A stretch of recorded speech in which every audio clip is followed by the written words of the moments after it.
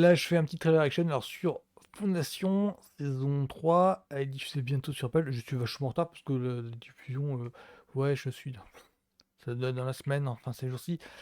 Alors Fondation, ça raconte quoi? Ben, Fondation, c'est l'adaptation de l'œuvre d'Isaac Asimov. Je crois que j'ai chroniqué, je crois que c'est l'une des premières séries que j'ai chroniquées, je crois, sur la chaîne. Donc Fondation, c'est une des sagas de Isaac Asimov qui raconte... Ah, j'ai l'impression de refaire ma chronique un petit peu.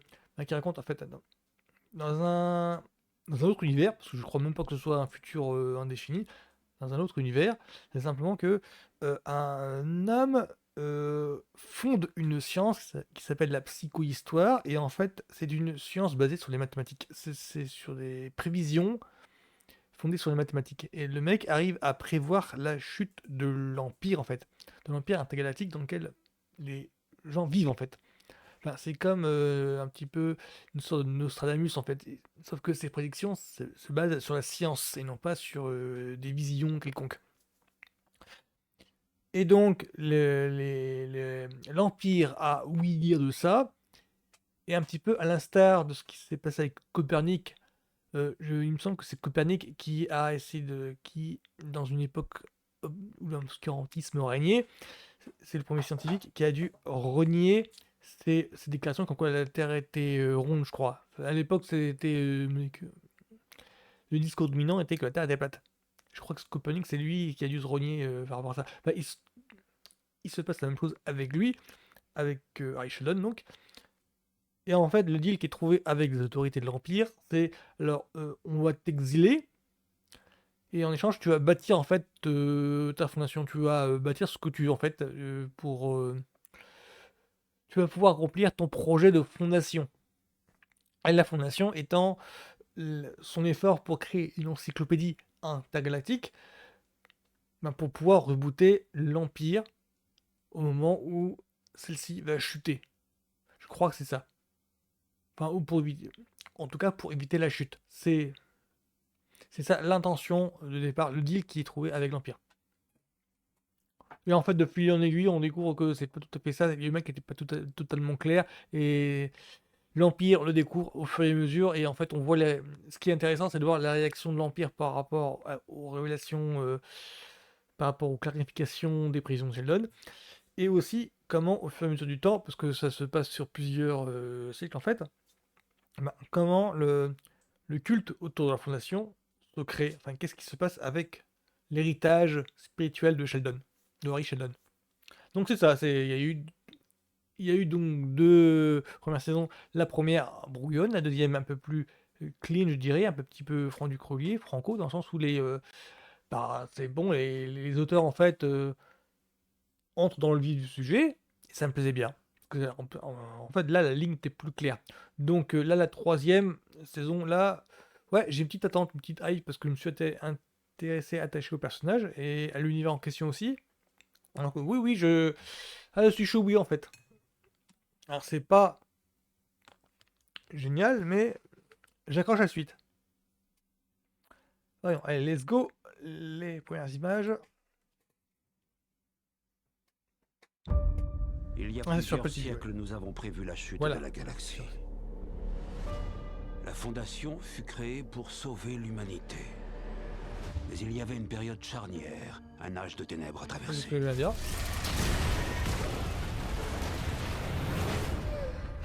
Le mulet. Ah, voilà le mulet.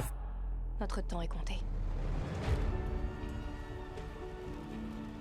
Vous me prenez pour un monstre.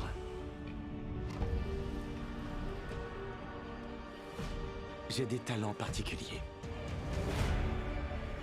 Je peux m'insinuer dans l'esprit de n'importe qui. Convertir mes ennemis en alliés. Et la haine en amour. J'avais jamais ressenti autant d'amour. Rien d'exagéré. Juste un léger souffle. Les ténèbres approchent. Elles n'envelopperont peut-être que nous, ou peut-être toute la galaxie.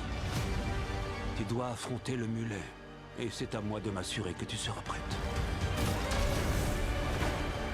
Le mulet possède des aptitudes qui surpassent les miennes de très loin. Son avenir était annoncé. Il voulait que tu aies une meilleure vie que lui. Nous avons besoin de l'Empire et de la Fondation pour vaincre le mulet. Soit on agit ensemble, soit on perd tout. Tout va s'écrouler. Elle est la seule à pouvoir faire quelque chose. Dites-moi, cela faisait-il aussi partie de votre plan? Il y a un mélange entre saga plus C'est là ambitieuse que tout va converger. et ligne directrice un petit peu plus resserrée.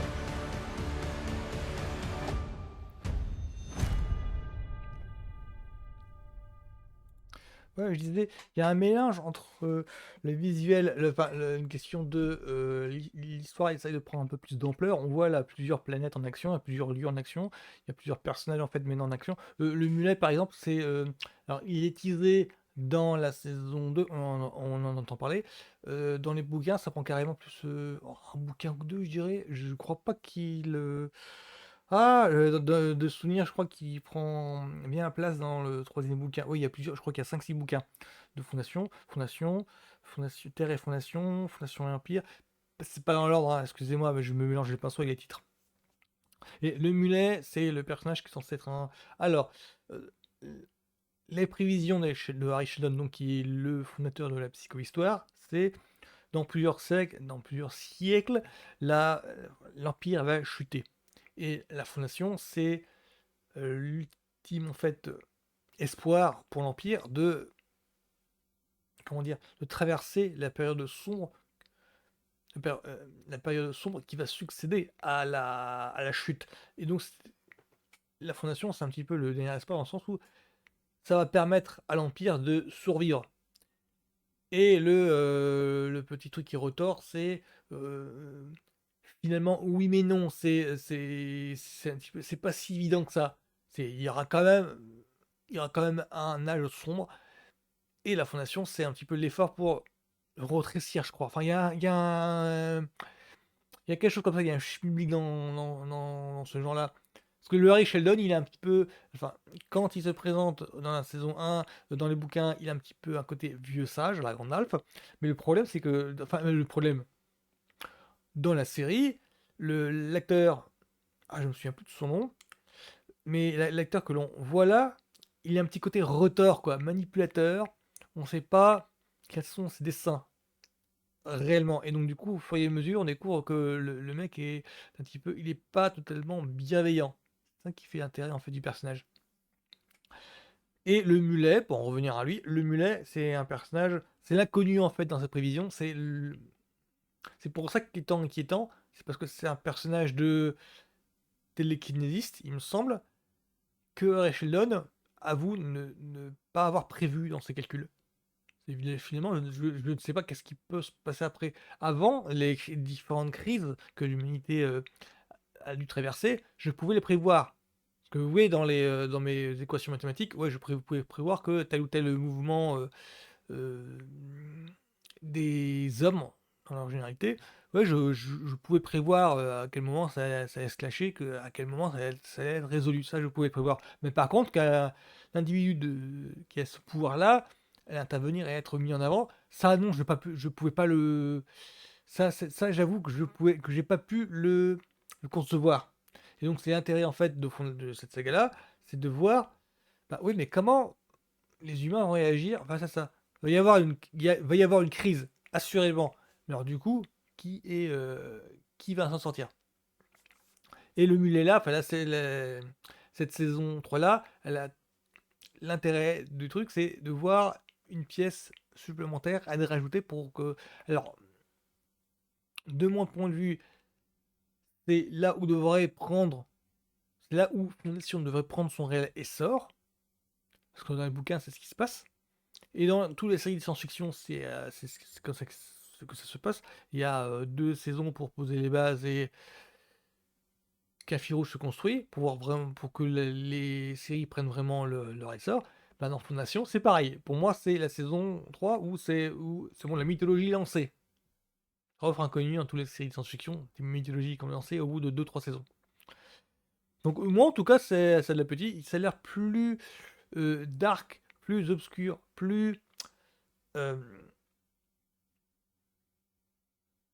C'est l'air le moins lumineux et le plus lugubre, ça a l'air plus ténébreux, je dirais. Alors le cliché, ce serait de dire, c'est enfin l'âge de la maturité. Non, non, c'est simplement que c'est, enfin, pour moi, c'est une façon que les auteurs ont d'assumer le postulat du: «Oui, bon, là maintenant, on est moins dans l'aventure exotique», parce que c'était un petit peu plus lumineux, un petit peu plus verdoyant. Et là, c'est oui, là, on affronte en fait quelque chose, qui doit être plus intimiste. Là, les personnages doivent affronter des trucs qui, heu, leur tiennent à cœur vraiment. C'est leur motivation, c'est qui est remise en question. Bon, bah, en tout cas, moi, ça me donne envie d'en savoir un petit peu plus et de commencer la saison le plus vite possible. Donc c'est ça ma trailer action sur la saison 3 de Fondation sur Apple. Donc c'est une série en streaming sur Apple. Bah, voilà, donc bonne journée à tous. À plus.